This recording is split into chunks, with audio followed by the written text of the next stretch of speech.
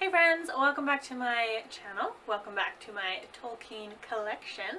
Today, as you can tell by the title, we are doing an original tag that Celestria and myself put together. We've been wanting to put together a tag for a while, a Lord of the Rings tag, and then it just kind of worked out really well that the Middle-earth readathon was happening in October, so we were like, let's just combine it and make October like this big Middle-earth celebration. So we've named it the One Tag to Rule Them All.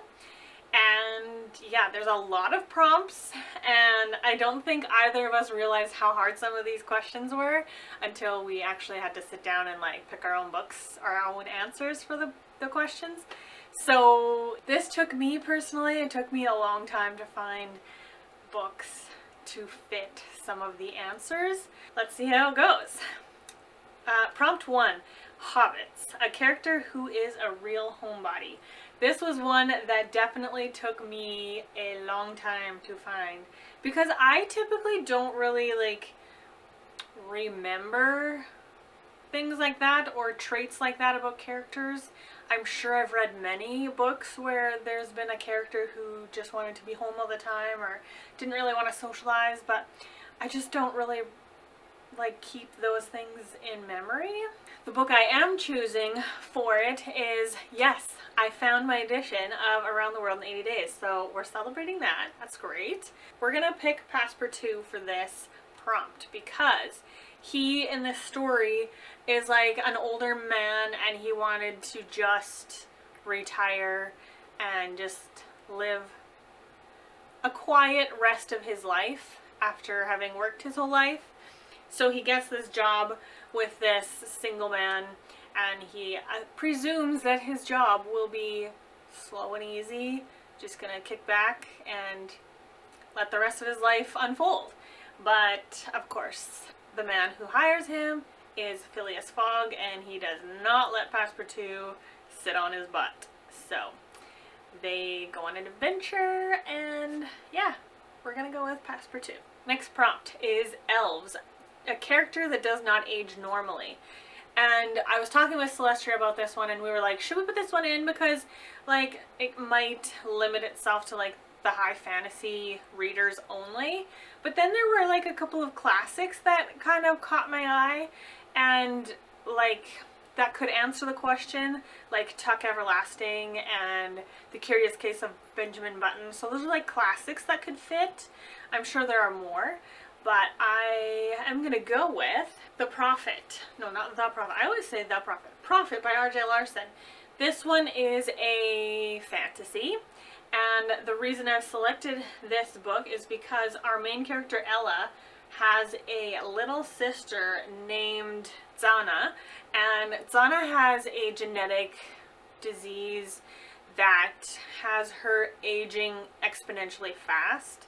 So she's quite young in this book, but she is quite brittle and weak, and yeah. So I selected this one because Zana does age a little differently.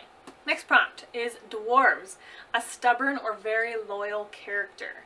So I am gonna pick Gray from A Curse so Dark and Lonely. Gray is ridiculously loyal to Ren, the prince in this story, and to a fault.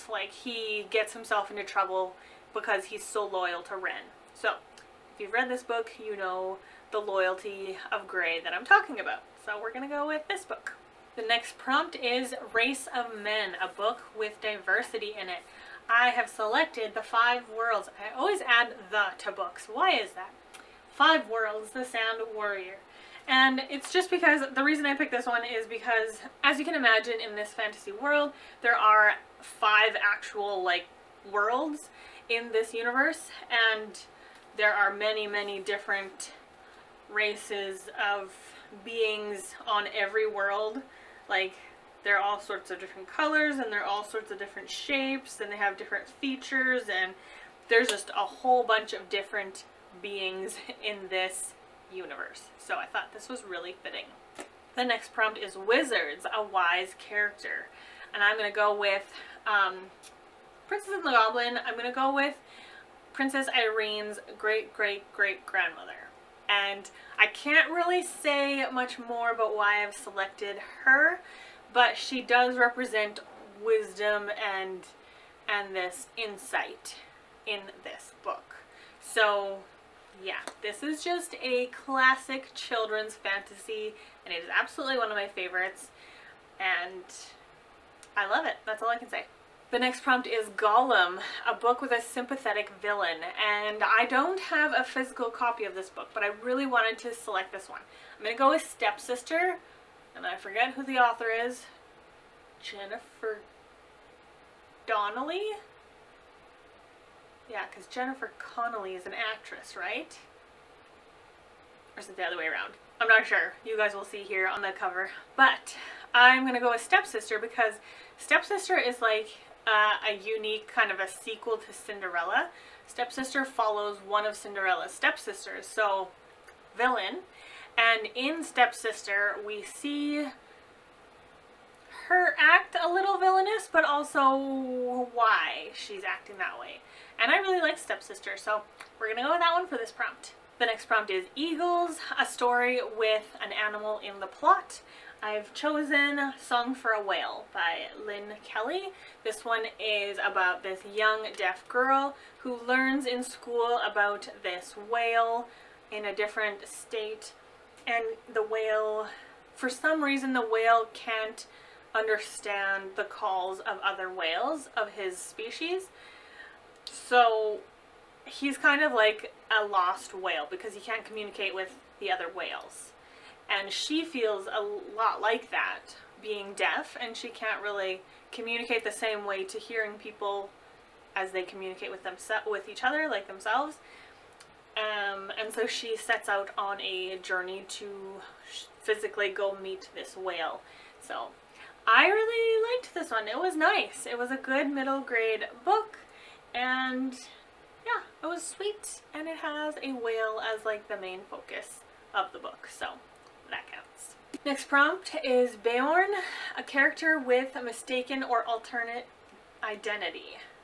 And I am going to go with The Prince and the Pauper by Mark Twain. And I think the reason, or I should say, I guess the reason I picked this one is quite obvious, because if you know the story of The Prince and the Pauper, there is a young boy who's a prince and a young boy who is a poor boy, and they look so much alike that they swap places.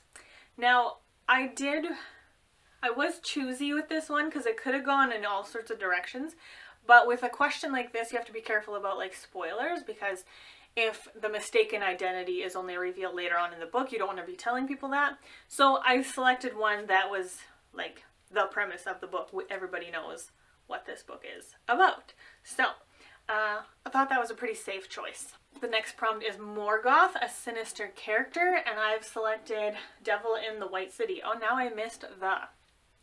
Go figure. The Devil in the White City by Eric Larson. This one is...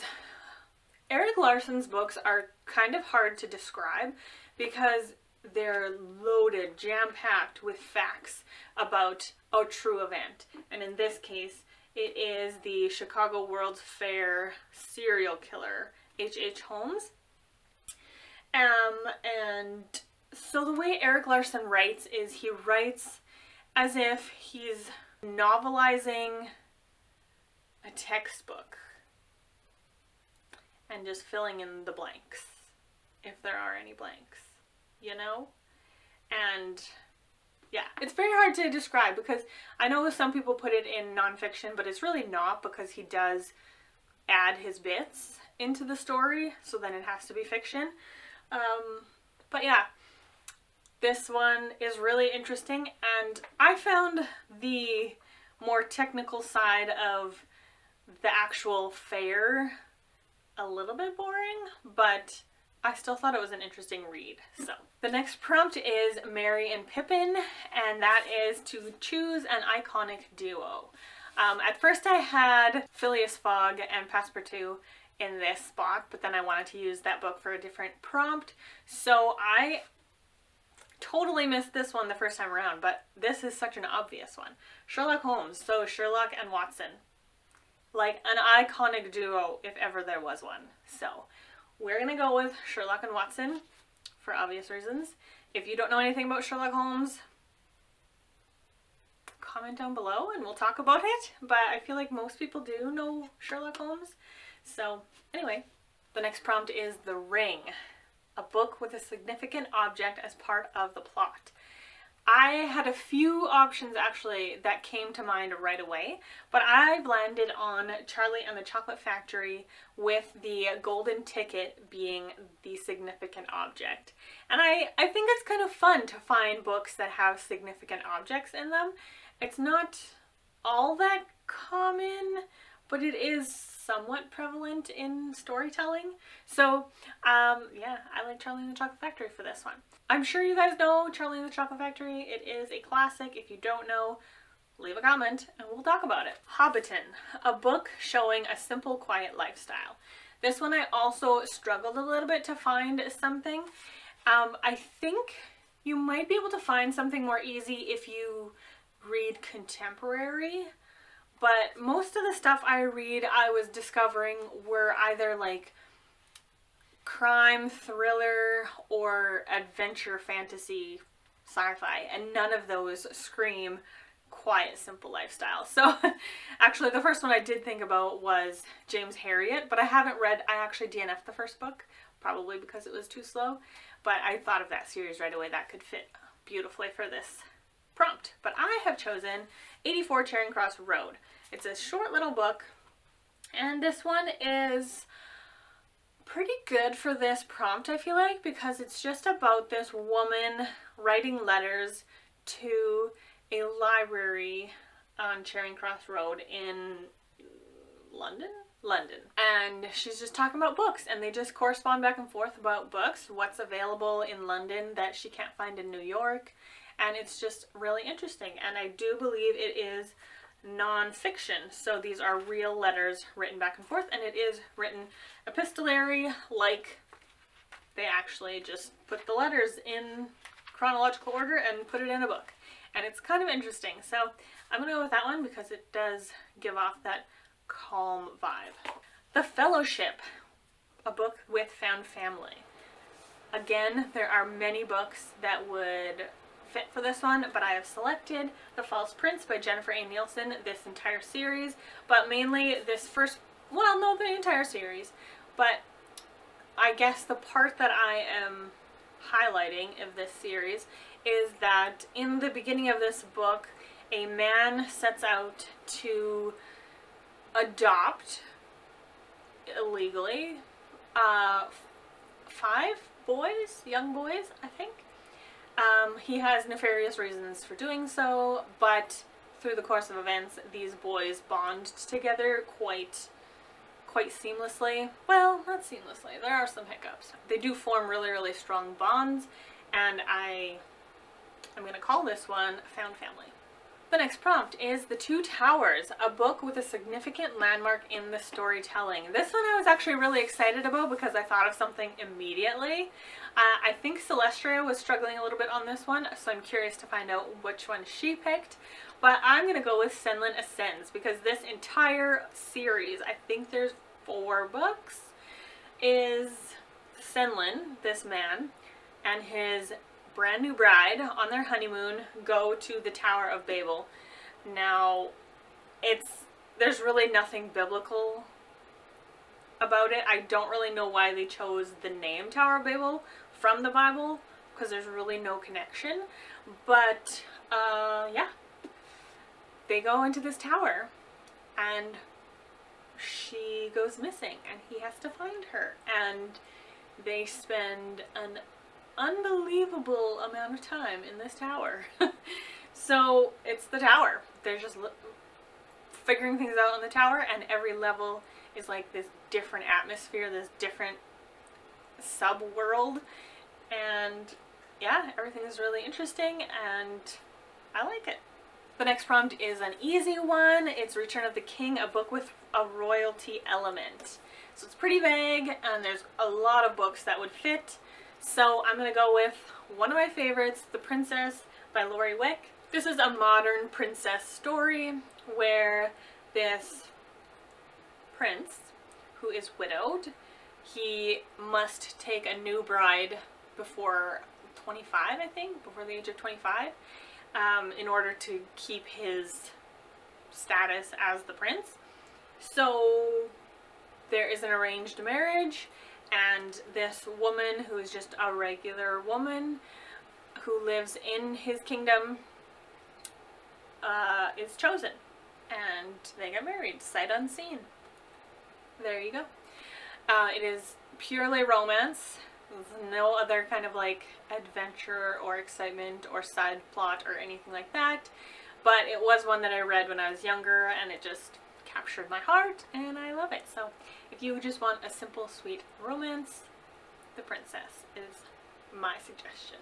The Silmarillion, a book that spans many years. Now, many years. We're not just talking like 2 years, because most books probably span at least 2 years. But we're gonna go with The Assassin's Apprentice.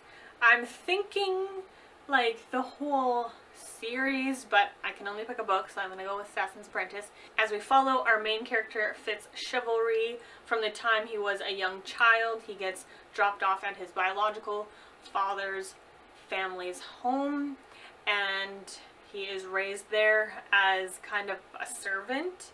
And the way, like, I think this book ends when he's in his mid-teens, I think. So that's probably at least 5-8 years, something like that. So I thought it fit, and this series is an awesome series. It is fantasy. There you go. Potatoes. A book with memorable food in it. And again, I don't really like take note of food in books if it's not like super significant. But we're gonna go with Alice's Adventures in Wonderland because she has the Eat Me cake, and that is just super iconic, I feel like, for food in a story that is well known. So Alice eating the Eat Me cake. There you go.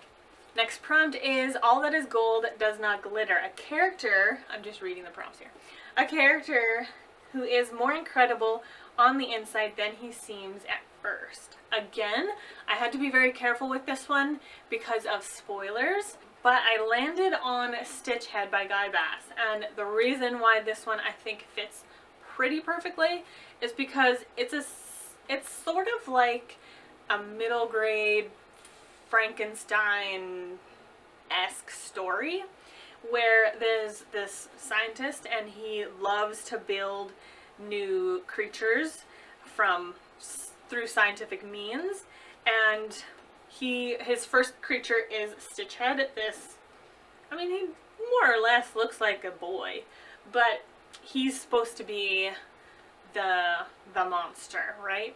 But this scientist has a bad habit of every time he builds a monster, it's like his brain forgets about him and then he's on to the next monster. It's like he can't retain the information of his past monsters because he's too busy thinking up new ways to make a new monster. So it's like he builds one, that's off, and he doesn't, like, he's not concerned about what they're doing, where they're living, what they're getting up to, right? And so Stitchhead, the first monster, ends up being like a caregiver for all of the scientists' abandoned monsters. So it's really cute because he was supposed to be like a scary creation, abominable, you know, unnatural thing, and he ends up being a caregiver for all of these other monsters who do sometimes go off the rails. So it's a very cute story. I liked it.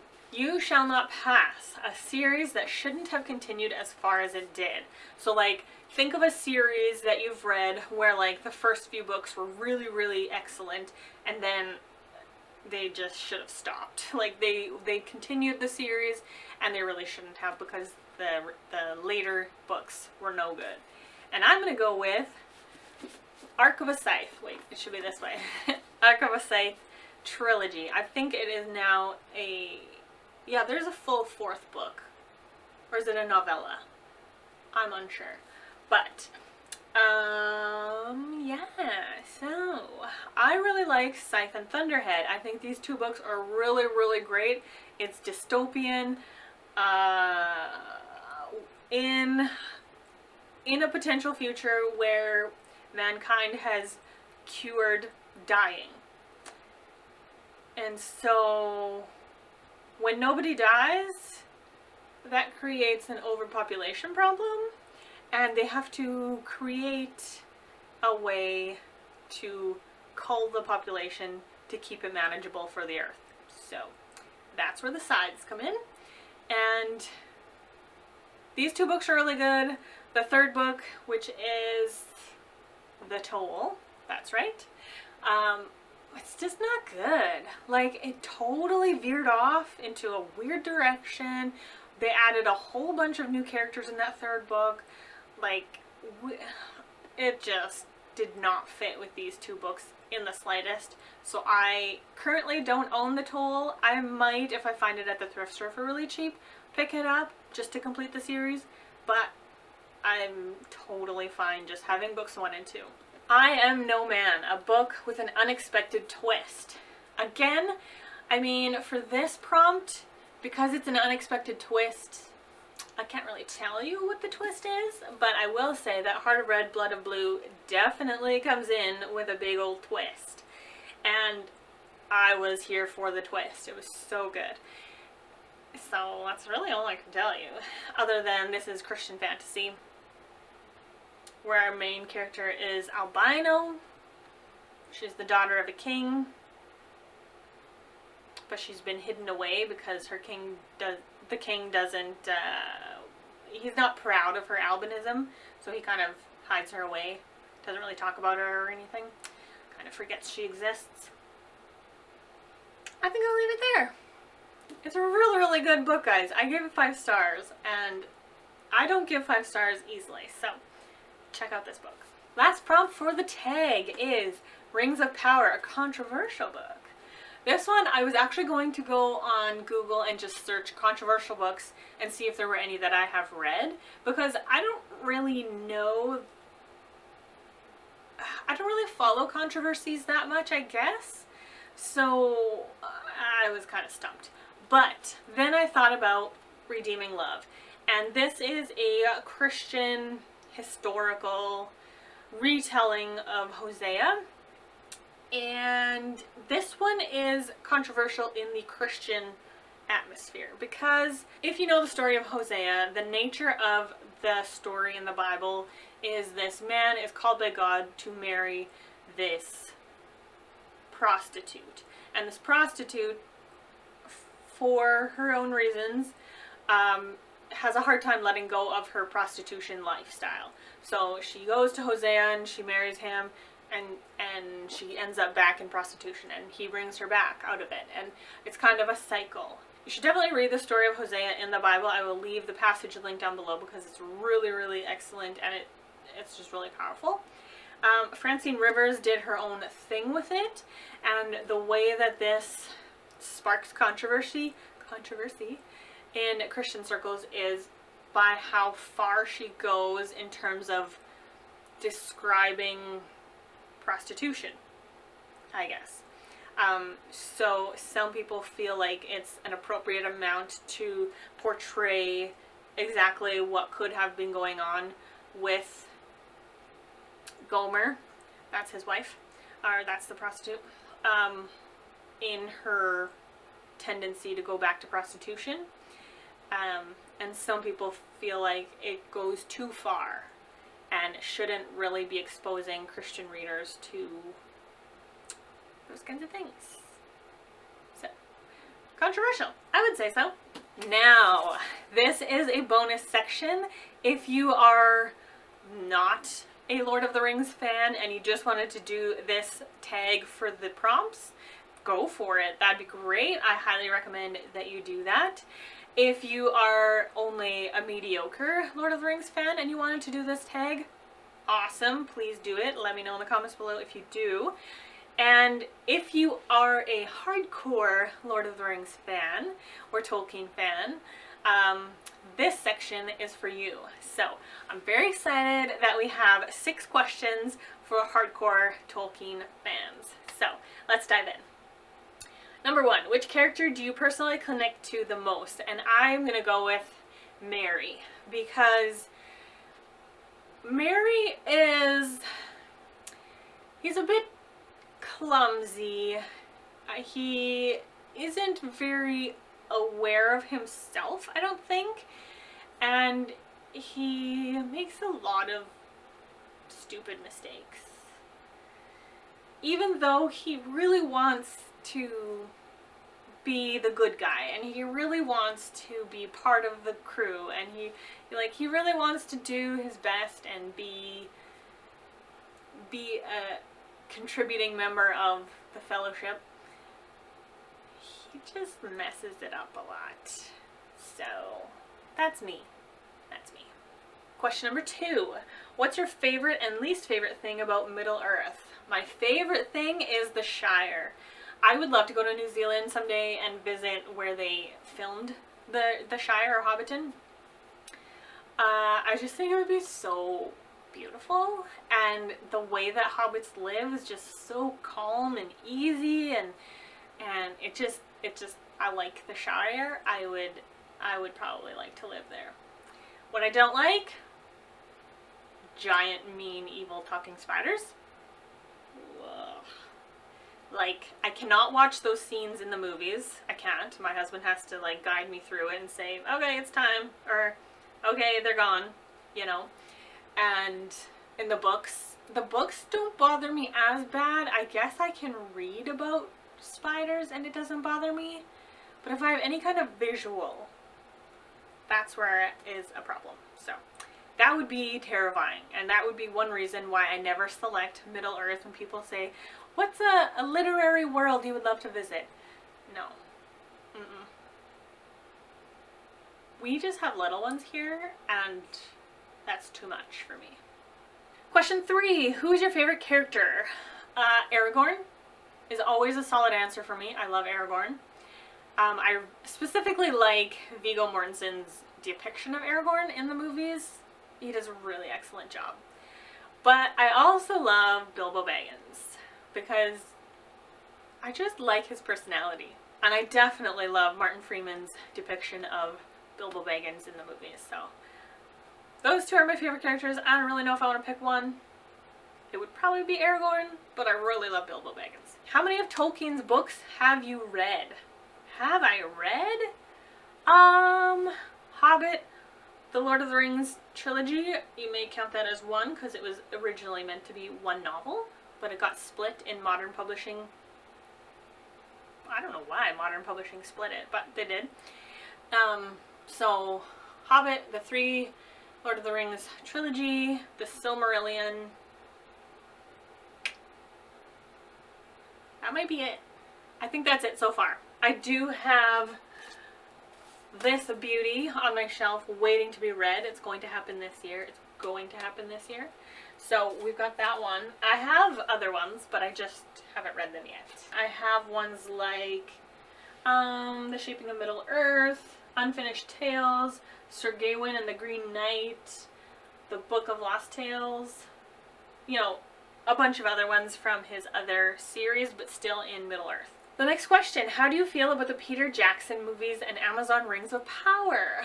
Okay, I actually really love the Hobbit 3 movies and the Lord of the Rings 3 movies. I actually love all 6 of them. We watch the extended edition versions of all 6 movies every Christmas, and it's just what I look forward to all year.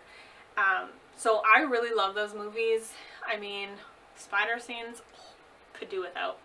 And like the orcs are, like, they're yucky. I just, not the orcs. Well, some of the orcs, I don't know. Some of the evil characters, they just look so yucky that I don't look sometimes at the screen because it's so yucky on the, But as a story, incredible story, and it's just such a ride. I just love it. Now, the Rings of Power. When I first heard that it was coming out on Amazon,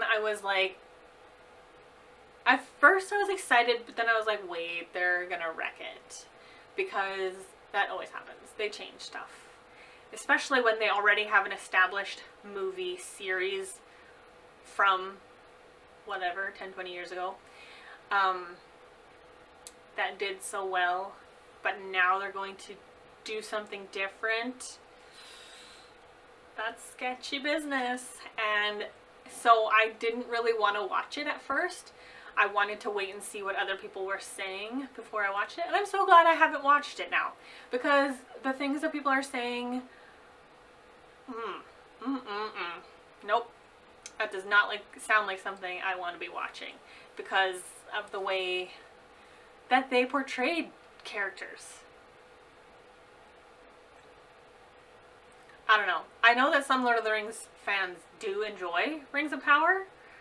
So that's great. But I think I'm going to leave the 6 movies as canon and just leave it there.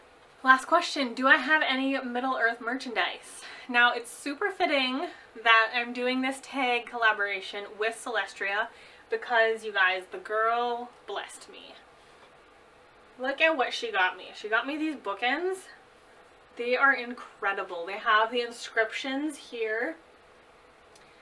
And these towers, there's another one there. They come off the bookends so that wherever you see it, you can put the front of the tower. Where is it? There it is. To wherever you'll see it most. Beautiful inscription here. So Isengard. And this one is the Dark Tower or Mount Doom. I've been thinking of a way to like somehow fashion a glowing eye to sit here. Haven't thought of anything yet, but these are so amazing, so intricate. The details are phenomenal. I absolutely love these. Thank you, Celestria. You are such a sweetheart. And I will treasure these always. So I do have the tower bookends. Beautiful, love them. I also have some of these signs. I have a wood sign and a tin sign. And, oh yeah, I've only recently been collecting some of the cards. So these are the collectible cards. Yeah, this is pretty fun. So that is all of the merchandise I have, I believe. But don't you worry, I will get more at some point in my life because Tolkien, right? Tolkien. If you want to do this tag, please do this tag. Like, it would be so fun for a bunch of people who like Middle-earth or Tolkien, especially around the Middle-earth readathon, to like participate. And because of that, I did create a little Instagram graphic. There's only like 6 prompts, so it's not as long as this, but you can do this tag in a condensed version on Instagram. You can participate that way as well. So yeah, head out over to my Instagram to see that post, and you can just screenshot it and share it, and I think it'll be just a lot of fun. I think Tolkien October, is there a way we could mash those 2 words together? I think that would be really fun. So anyway, thank you guys so much for watching. This was a long one, and I appreciate you guys. And if you made it to the end, please leave a ring emoji in the comments down below. I love you, and I really appreciate that you guys took the time to hang out with me today. And definitely go check out Celestria's video as well, see what kind of answers she came up with. I look forward to watching her video just as much as you guys do. I hope you have a lovely day, and I will see you in the next video. Bye!